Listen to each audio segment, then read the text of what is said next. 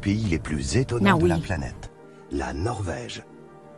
Elle est formée d'une succession de montagnes enneigées, d'où dévalent des cascades gigantesques, des vallées profondes, des lacs grandioses et des forêts sauvages.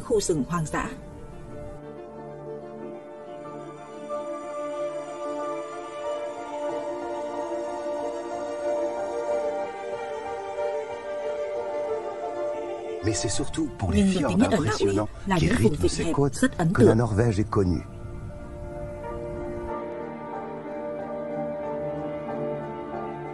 Ici, les hommes ont appris à vivre en harmonie avec la nature. Des petits villages enclavés aux grandes villes, les 5 millions de Norvégiens Hơn 5 triệu người profitent Na Uy des hiện đang được hưởng phúc lợi từ một trong những quốc gia giàu có, thái bình và dân chủ nhất hành tinh.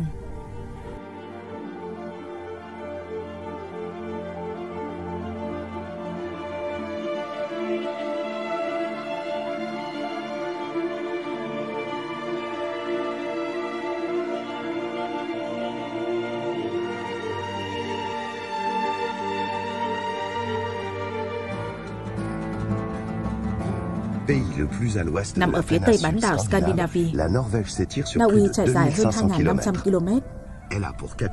Thủ đô của nước này là Oslo. Những cư dân đầu tiên đến vùng đất hoang vu này từ cách đây hơn 10.000 năm. Ban đầu, những cư dân săn bắt hái lượm này đi theo đoàn tuần lộc di cư về phía bắc qua hàng thiên niên kỷ. Do số lượng thú săn tập trung ở đây rất nhiều nên họ định cư luôn ở đây. Tuần lộc đóng vai trò quan trọng trong cuộc sống của họ, bằng chứng nằm trên những hình khắc trên đá ở Alta. Được phát hiện năm 1972, ở đây có đến hơn 5.000 chiếc khắc, có niên đại khoảng những năm 5.000 đến năm 500 trước công nguyên. Người Na Uy là hậu duệ của tộc Viking. Những người đã làm cả châu Âu run sợ. Chính họ đã tìm ra Greenland và thậm chí châu Mỹ trước Christopher Columbus đến 500 năm. Những người Viking đã rời khỏi quê hương Na Uy để đi khắp thế giới tìm kiếm cơ hội giàu sang. Sức mạnh của họ đến từ chiếc thuyền rồng, một loại thuyền đầu rồng nhanh, nhẹ và cực kỳ linh hoạt. Năm 1903, sau khi phát hiện ra tàn tích của con tàu Oseberg, các nhà khảo cổ đã có được một số hiểu biết chính xác về kỹ thuật đắm tàu và kỹ năng đi biển của người Viking.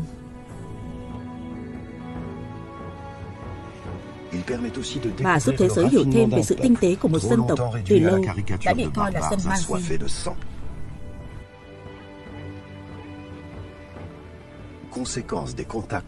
Do những mối quan hệ giữa Na Uy và châu Âu thời Công giáo thống trị, nên việc truyền giáo ở đây diễn ra gần 2 thế kỷ. Chế độ phong kiến cũng thống trị vào thế kỷ thứ 9. Những vị vua đầu tiên đã dùng vũ lực để bắt người dân thuần phục. Họ cũng cho xây nhà thờ ở khắp nơi để củng cố vương quốc và cũng là củng cố quyền lực giáo hội. Nhà thờ gỗ này được xây dựng năm 1180. Những nhà thờ gỗ thông này được xây trên những khu đất thiêng cổ xưa của người Na Uy để đánh dấu sự chấp nhận Công giáo của những người ngoại giáo cổ Na Uy.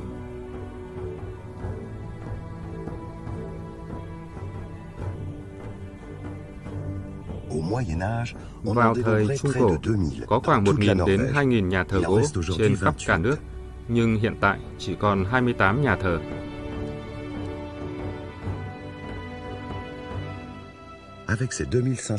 Với 2.500 km đường bờ biển và hơn 50.000 hòn đảo ngoài khơi, Na Uy là một quốc gia gắn liền với biển cả. Và cư dân của đất nước này từ lâu đã có truyền thống đi biển. Bằng chứng là người ta tìm thấy vô số tàu thuyền các loại trên các cảng ở đây.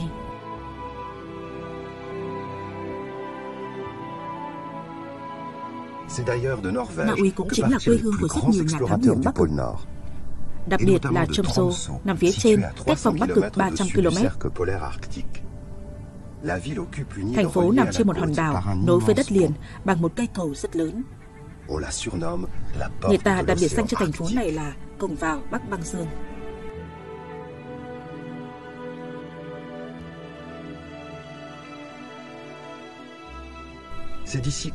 Chính nơi đây là điểm xuất phát của nhiều nhà thám hiểm gan dạ tới Bắc Cực để viết nên những trang sử vĩ đại nhất về vùng đất này.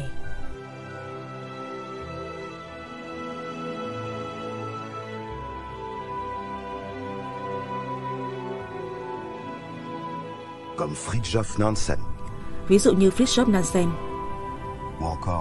hay Robert Peary.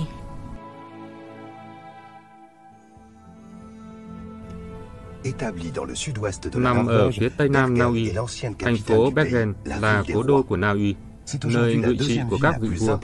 Ngày nay, Bergen là thành phố lớn thứ hai tại Na Uy, với 255.000 người sinh sống. Vị trí địa lý của Bergen từ lâu đã thu hút người dân châu Âu, và điều ấy đã làm giàu cho thành phố này. Thành phố từng thuộc kiểm soát của Liên minh Hanse, một liên đoàn thương mại của các thành phố Bắc Âu. Từ thế kỷ 12 đến thế kỷ 17, liên minh này đóng vai trò kinh tế và chính trị quan trọng trên toàn châu lục.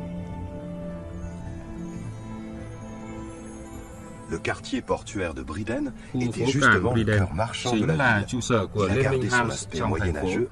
Nơi đây vẫn còn giữ được những nét cổ kính từ thời Trung Cổ, với những ngôi nhà lớn bằng gỗ được sơn nhiều màu sắc. Ngày nay ở đây có rất nhiều bảo tàng và nhà hàng phục vụ khách du lịch.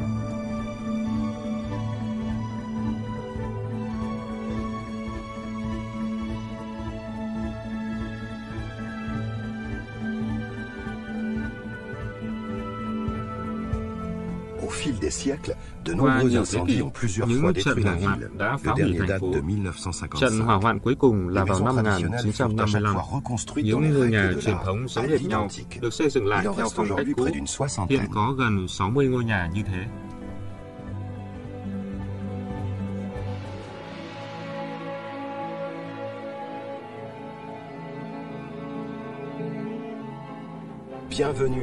Chào mừng đến Oslo, thủ đô của Na Uy. Tòa nhà Quốc hội là trụ sở của Nghị viện Na Uy và cũng là biểu tượng của nhà nước phúc lợi. Đây là cơ quan chính trị chính của đất nước. Được xây dựng vào năm 1866, tòa nhà nằm ở trung tâm thành phố, có nhiệm vụ đảm bảo an sinh xã hội cho người dân Na Uy. Tòa nhà Quốc hội nằm đối diện một biểu tượng quyền lực khác của đất nước, cung điện Slotted, nơi ở chính của hoàng tộc Na Uy. Nhà vua hiện tại của Na Uy là Harald V, dù không có thực quyền, nhưng ông là biểu tượng của sự thống nhất quốc gia và rất được kính trọng.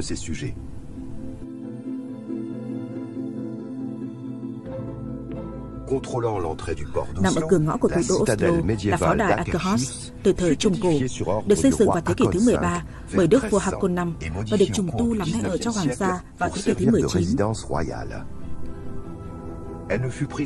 Pháo đài này chỉ bị thất thủ duy nhất một lần trong suốt lịch sử của mình bởi người Đức, đó là vào năm 1940. Hiện tại, đây là Hoàng lăng và là địa điểm tổ chức nhiều buổi lễ chính thức.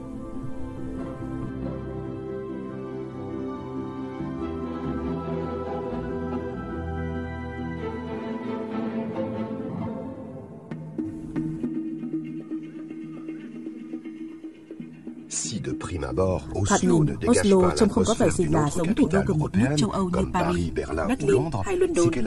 Nhịp sống của thành phố này khác hẳn.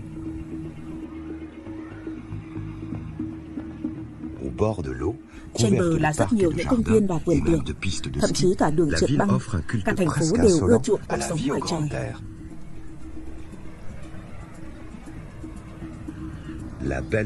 Thành phố Bắc Âu xinh đẹp này giống gấp 4 lần Paris và không hề xảy ra tình trạng tắc đường hay ô nhiễm.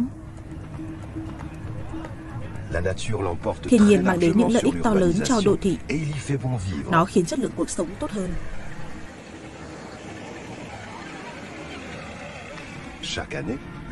Ngày Quốc khánh của Na Uy là ngày 17 tháng 5.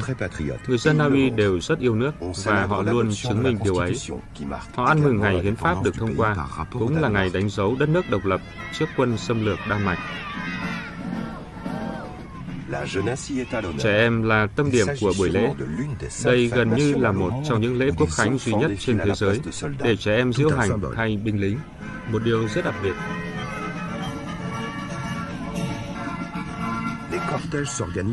Lễ diễu hành được cử hành trong niềm hân hoan dưới sự chứng kiến của gia đình hoàng gia.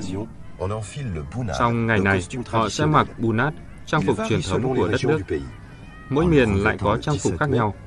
Mỗi năm, người Na Uy lại may một bộ để ăn mừng ngày Quốc khánh, đủ để thấy sự gắn bó của họ với quê hương đất nước.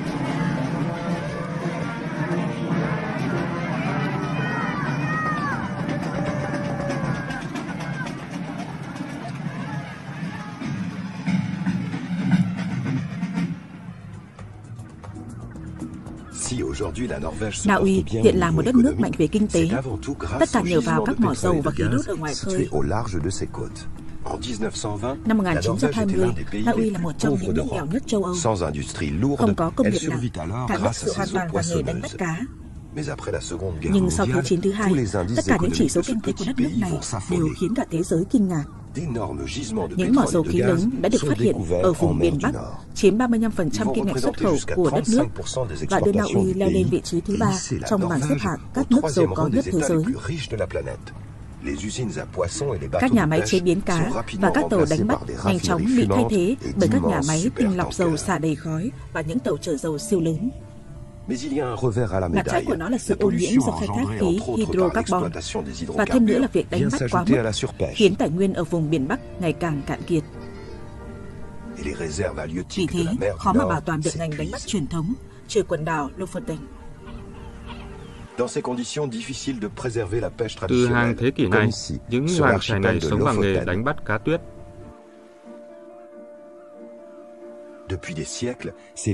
Họ phơi khô cá để tạo ra hương vị đặc biệt và rất được ưa chuộng.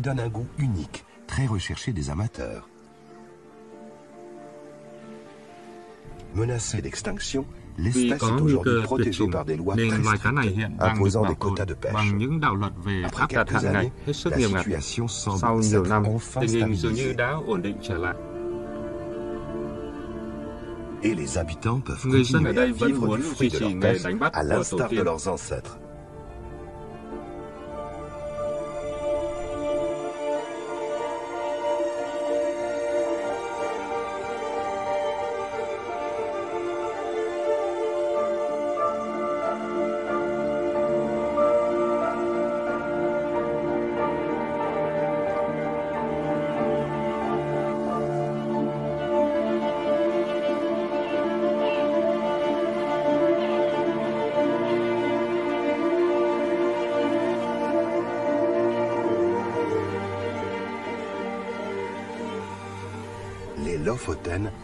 Quần đảo Lofoten sở hữu những cảnh quan hùng vĩ, những bờ biển uốn lượn rất đặc biệt cùng địa hình kỳ vĩ.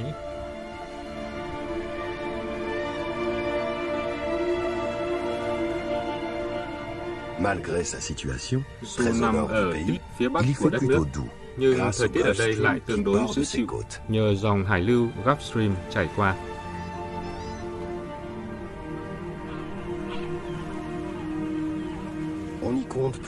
Ở đây có khoảng 25.000 dân cư sinh sống, chủ yếu bằng nghề đánh bắt, nhưng ngành du lịch cũng đang phát triển mạnh mẽ những năm gần đây.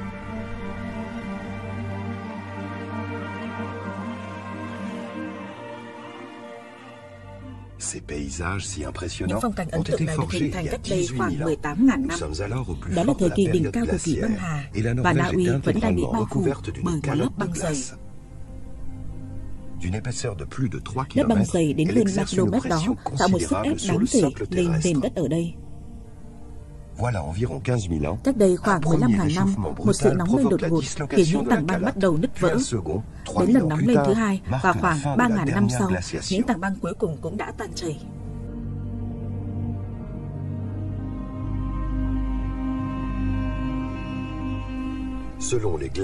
Theo các nhà nghiên cứu về băng hà, thì khí hậu ở đây đã đảo lộn chỉ trong một năm. Được giải thoát khỏi khối lượng băng khổng lồ, nền đất ở bán đảo Scandinavia bắt đầu nổi lên hơn 285 mét.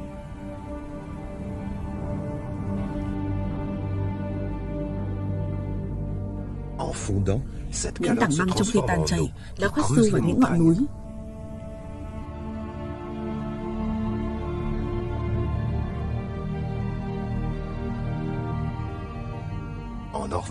Ở Na Uy, ấn tượng của sự biến đổi này rất rõ ràng, nhất là những dòng sông băng.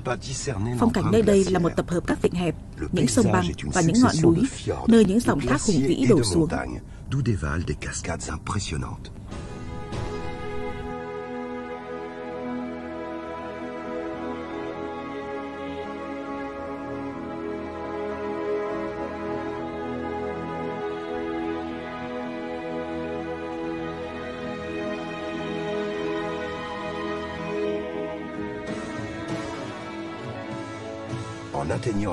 Dòng nước chảy xuống thung lũng giúp thảm thực vật phát triển mạnh mẽ, mặc dù khí hậu tương đối khắc nghiệt.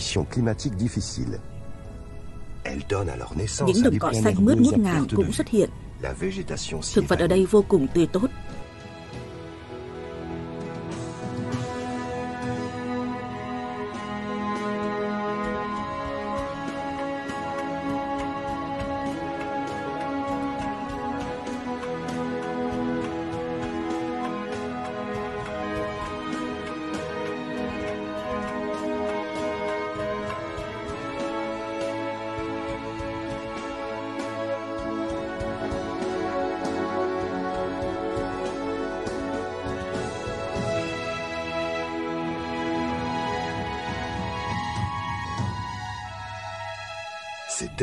Những vùng đất hoang sơ này thu hút nhiều đàn động vật ăn cỏ, điển hình là tuần lộc.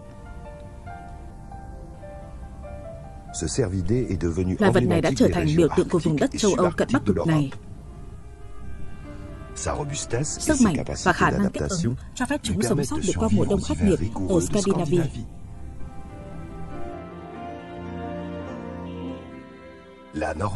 Na Uy cũng có vô số những khu rừng rộng lớn. Một phần không nhỏ trong những khu rừng này là loài cây lá kim, và đó là nơi trú ẩn của rất nhiều loài động vật như sóc, nai sừng tấm, linh miêu,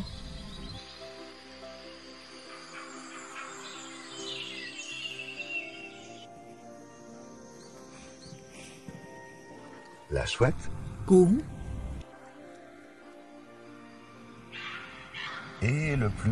và lớn nhất là gấu nâu.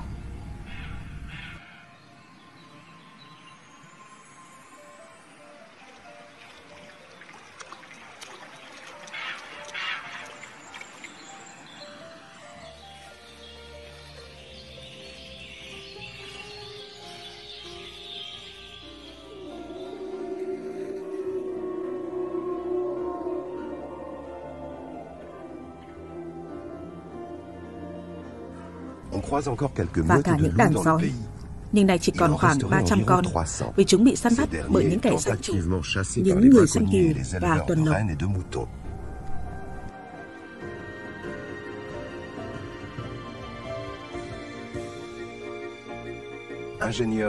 Đừng mệnh danh là kỹ sư của hệ sinh thái và lao động không biết mệt mỏi. Ở đây có tất cả những không gian cần thiết để loài hải ly thể hiện tài năng của mình. Bằng những hoạt động không ngừng nghỉ của mình, loài vật có vú tinh nghịch này đã giúp cho cả khu rừng hoạt động tốt.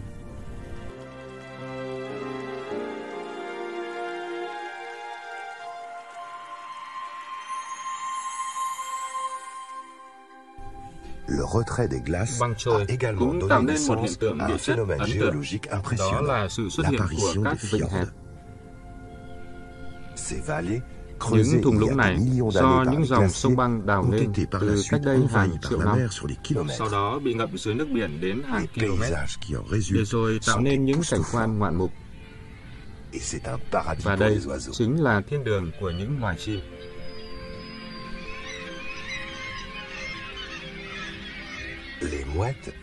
Hàng nghìn con chim mỏng biển và vẹt biển sống thành đàn, rất yên bình ở đây, mặc dù chúng rất ồn ào.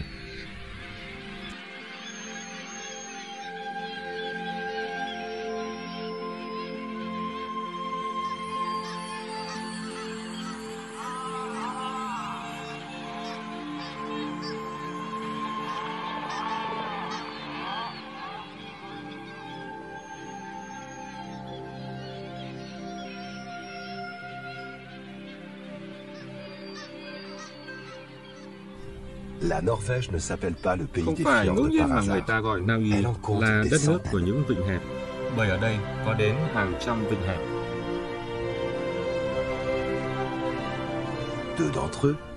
Hai trong số đó là vịnh hẹp Gay Ranger và Nayarop đã được UNESCO xếp hạng là di sản văn hóa thế giới vào năm 2005.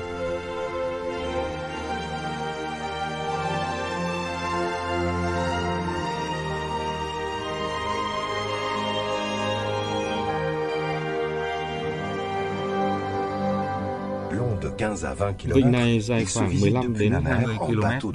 Người ta có thể ghé thăm nơi đây bằng du thuyền hoặc tàu.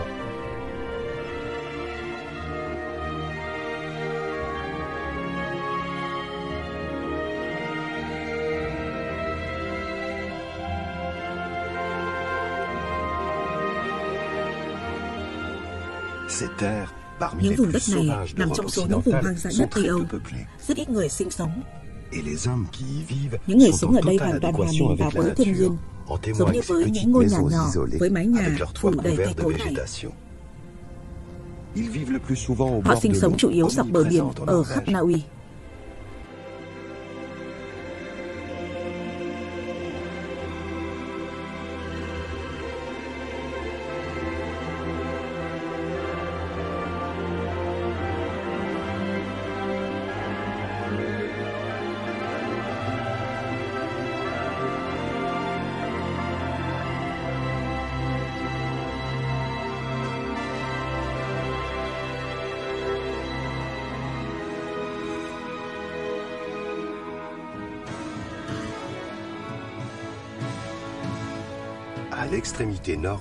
Ở cực bắc của đất nước, tại biên giới với Laponie, mặt trời không bao giờ lặn vào mùa hè.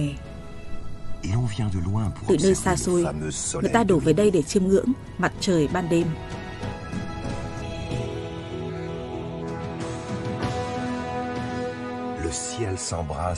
Bầu trời đỏ rực trong nhiều giờ liền, tôi điểm thêm cho khung cảnh thiên nhiên vốn đã rất hùng vĩ ở đây. Ngược lại, vào mùa đông, ban đêm ngự trị ở đây gần như cả ngày.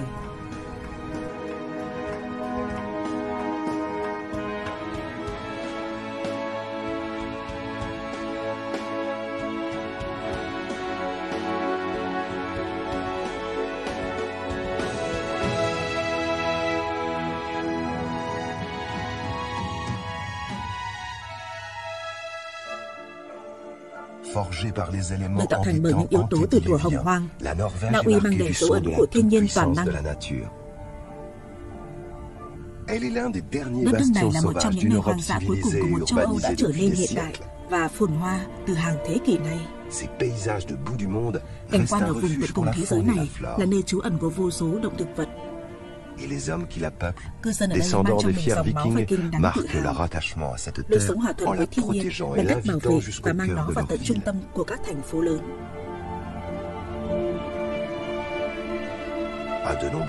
Ở nhiều khía cạnh, Na Uy là điển hình cho một đất nước lý tưởng và đáng mơ ước nhất trên thế giới.